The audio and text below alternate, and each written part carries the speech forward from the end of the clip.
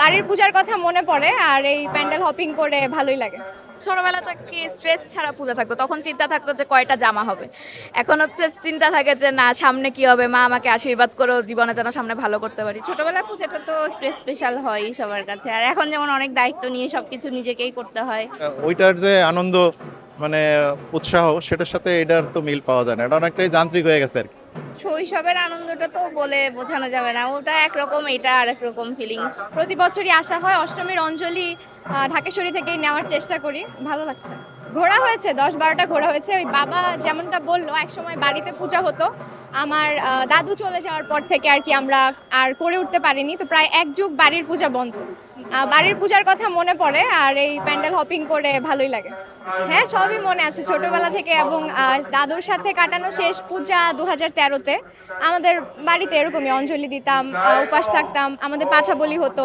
খুব ভালো, সবাই মিলে অষ্টমীর অঞ্জলি দিতে আসছি, খুবই ভালো লাগছে। শৈশবের আনন্দটা তো বলে বোঝানো যাবে না, ওটা একরকম, এটা আর একরকম ফিলিংস। পূজা মানেই একটা অন্যরকম ব্যাপার, এটা ভালো লাগে, সবসময় ভালো লাগে। এটাই স্মৃতি বলতেই তো সকালবেলা উঠে নতুন জামা কাপড় পরে অঞ্জলি দিতে আসা ছোটবেলায়, এটাই। কে কতগুলা জামা কিনলো এটা নিয়ে অনেক কিউরিসিটি থাকতো, এটা কাউকে দেখানো যাবে না। সব কিছু মিলাই ছোটবেলার পূজাটা তো একটু স্পেশাল হয় সবার কাছে, আর এখন যেমন অনেক দায়িত্ব নিয়ে সবকিছু নিজেকেই করতে হয়, ছোটবেলা তো আর এগুলা ছিল না।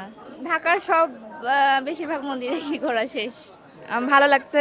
আমরা তো সারা বছর পূজার জন্য অপেক্ষাই করি, যেন এই সময় এসে পরিবারের সাথে একটা সময় কাটাতে পারি।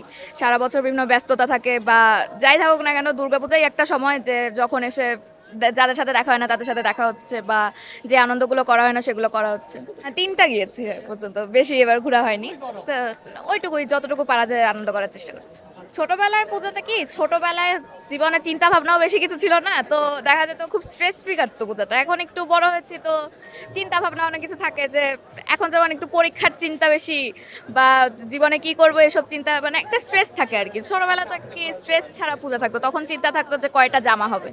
এখন হচ্ছে চিন্তা থাকে যে না, সামনে কি হবে, মা আমাকে আশীর্বাদ করো, জীবনে যেন সামনে ভালো করতে পারি। সো ওই স্ট্রেসটা একটু। ওটা তো আমাদের একটা প্রধান ধর্মীয় অনুষ্ঠান, শারদীয় দুর্গোৎসব। আমরা সারা বছর এটার জন্য অপেক্ষা করি আর কি। আর এখানে আসা মানে আত্মীয় স্বজন মানে যারা আছে ঢাকায় বিশেষ করে, তাদের সাথে একটা দেখা সাক্ষাৎ হয়।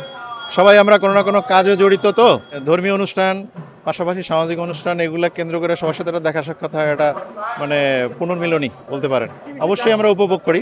শৈশবেরটার সাথে এখন কোনো মিল নাই। শৈশবেরটা তো বেশিরভাগ সময় গ্রামেই কাটছে আমাদের, বাড়িতে পুজো হয়তো, যদি ওটা কালের স্রোতে একসময় বন্ধ হয়ে গেছে। আমরা সবাই যে যার কর্মস্থলে ব্যস্ত থাকি, ওইটার যে আনন্দ মানে উৎসাহ সেটার সাথে এটার তো মিল পাওয়া যায় না, এটা অনেকটাই যান্ত্রিক হয়ে গেছে।